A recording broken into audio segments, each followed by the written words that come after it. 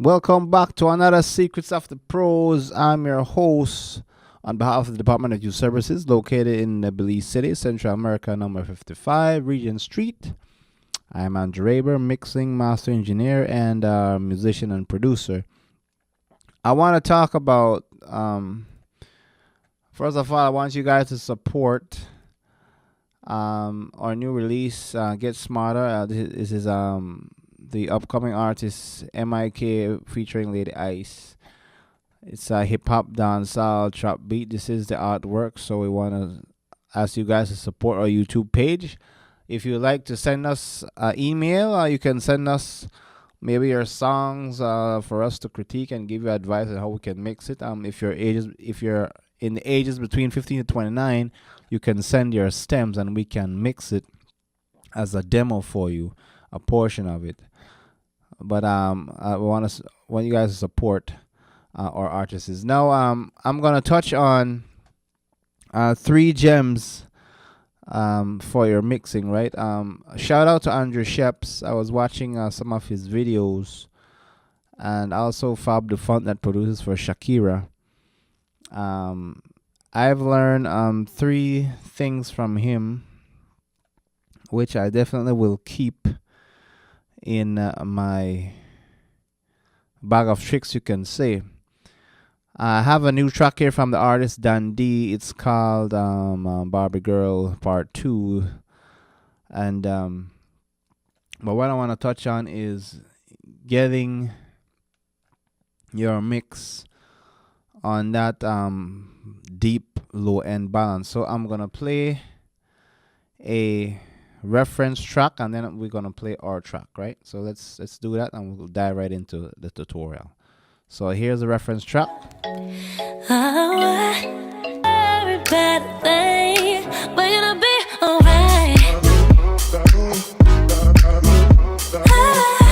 Woman of the earth, I'm talking to the ghetto, you same way. So what I do? Words of advice, you better. Alright, baby, don't you know? Yeah, what kind of thing? Like when you used to fuck that. I see this was them start broke up by your skin, then I lose appetite. That's a real sick thing, fisherman. Let's bring back the verse. Dandy was saying fat, by the way, just in case you guys might think something clipped there, right? Yeah, what kind of thing? Like when you used to fat dog, now you're slim. I see this was them. Appetite, that's a. I've just finished mix this song and I'm very excited about the results. I'm always listening to low end, guys. I'm a big fan of low end, so I'm gonna get straight into it.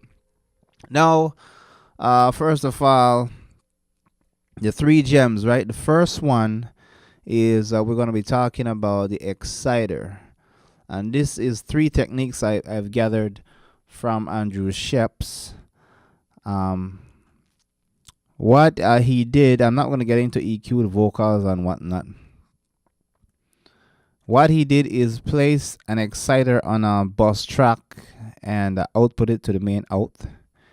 And what I did is send the vocals pre-fader to the exciter, giving it a clean top end. I'm still boosting a little bit of frequency, but I'm gonna show you the difference here. It's a real sick thing, fisherman. Now tell us that the fish thing. So get a you thing before you make the link. You know what to be the next victim. She coulda pretty like a dolly, pretty like a dolly. Get a you thing before you dilly dally. Pretty like a Barbie doll. You want to bag it, dog. Let me compare the EQ song and the actual exciter. The exciter actually gives a like a vintage feel, like a high end distortion, right? To get the vocals cutting clear. So I'm gonna let you hear the difference here. Let's turn off the EQ. Dog, me no want hear you sorry. She coulda pretty like a dolly, pretty like a dolly. Get her you I'm gonna turn on before you EQ. dilly dally. Pretty like a Barbie doll. You want to bag it. Now I'm gonna turn on the exciter. Dog, me no want hear you sorry. Me know enough money, man, we tell than this. Say what the girls them. So that's what's coming out of the exciter, right? Them pretty like Barbie doll, pretty like Barbie doll. She never know say the girl infected, so he rich in a hospital, rich in a hospital. Enough girl want money, man, same way, and it's so critical, yeah, it's so critical. In a graveyard, a funeral. So I love that technique. Shout out to you, Andrew Sheps. I've heard of it before, but I never did use it on my mix. Else I would have to boost some really high end. So I like that, giving it a nice sheen. That's the first gem.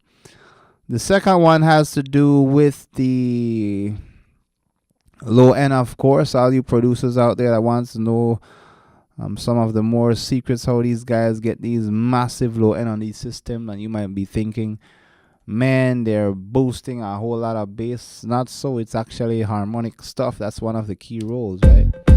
So I'm gonna bring up my kick drum here.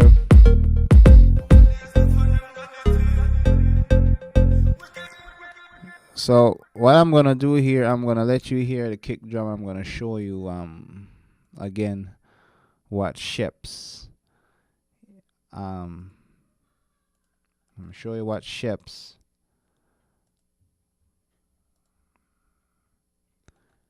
showed me or giveaway, right?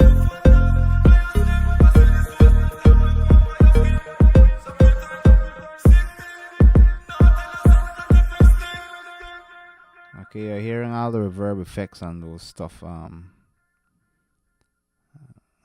gonna leave that on, but check it out. First of all, what I did is I high passed it about 50, and I'm boosting a little bit of 35. This is the frequency that Andrew Sheps chose, and what I like about Sheps, I'm not doing a promotion for him. I'm just giving the guy respect. Sheps mixes on a drum perspective. He loves to hear big drums, and he loves to get his drum big and fat and deep. That's his mixing style. So I respect him, especially for that. Other engineers specialize in big low end and stuff, but he likes his drums. So he was boosting 35, which is nothing new, and normally I boost about 60 or 100 kilohertz. So I boosted a little bit of 35 here, and according to Sheps, he says the 35 kilohertz kind of more sound natural on the kick drum, more than 60. I'm not saying to boost 35 on everything, right? I'm saying you try 35 and see if it feels right. Jason Joshua said the same thing. Majority of the time he boosts about 60 kilohertz go up. So it depends on the kick drum, but for this one here, I like how the 35 feel. If I switch to 60,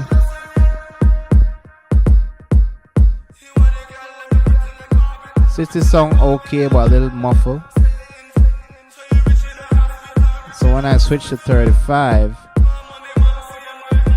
it feels a little bit more natural, like a natural sub N, right? So let me turn off the reverb for right now, if I can do that.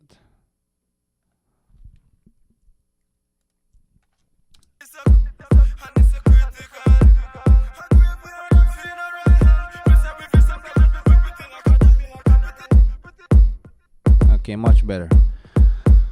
So this is before and after with just the Neve symmetry off, on, boosting a little bit of 7.2. Now that is not the technique, guys. I'm just showing you the EQ that Sheps prefer. And here's the high pass, right? 50. Now here's a gem. Sheps took an R bass. It's nothing new, and he went to about 50 kilohertz. You can play with 48, and he boosted the intensity and give it a little bit of low end. Off, on. I like what that's doing. I'm gonna save that as a preset there. I'm just gonna put Ray sub for kick. drums. Sometimes when I find a nice setting, I save it, guys. It helps speed up the production. So you can hear that massive low end coming out, and then I'm gonna parallel compression that, right? And I'm gonna bring in my DBX 160. This is what Sheps prefer as well. I'm just and here's my parallel chain. I'm boosting about 5 dB at 60 kilohertz. And this is what this sounds like. Before, after. Gives me a little more heavy bass on the low end there. If I back off a little bit. And then on the combined song, I'm using an SSL channel. This is nothing new. On a Pro Q. I'm boosting about 72 kilohertz, about 2 more dB. Let's play that. And Sheps prefer working on his drums before the rhythm or the rhythm instruments like the guitars and stuff, because he's a drum guy, right? Boosting a little bit of 8K, giving it some more shine, and of course I'm boosting a little bit of 3K here.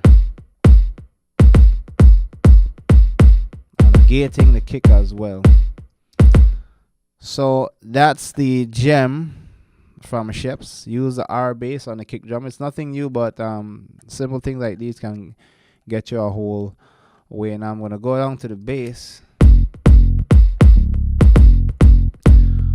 What I'm doing, I'm parallel compressing this bass. So I created a bus track and called it the DI, like what this guys use in the studio, like, you know, have a DI bass, and I combine it with the original bass using a Thunder amp here.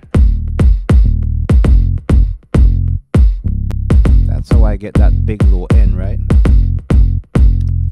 Now I'm gonna go down to the last gem, and it's what you call the Sheps rear bus. What he did, he made like an extra parallel compression chain. Here it is. All I have on this thing is one SSL compressor. And generally, if you want things to stand out a little bit more present, you send some of the signal to it, and that will help keep things in balance, right? An example is this lead zap right here. Off. On. Makes it more present, right? And you can use it on vocals, on whatever. And a little bit of secret sauce that I watched, especially on the master chain for Sheps, is put Puke Tech on your master channel and you should be just fine. So let me go ahead and do that for you.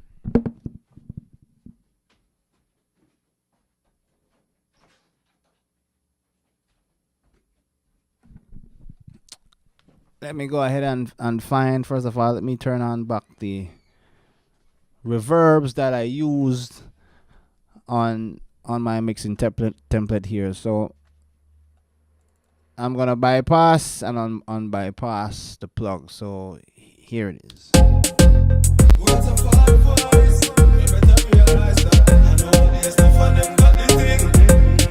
Off. On.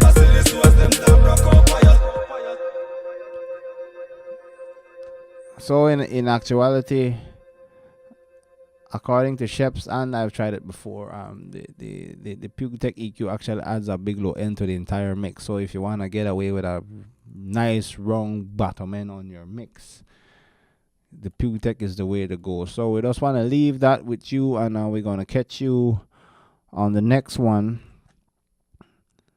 Support our YouTube page. I'm going to play a part of the song to let you hear from Dandy.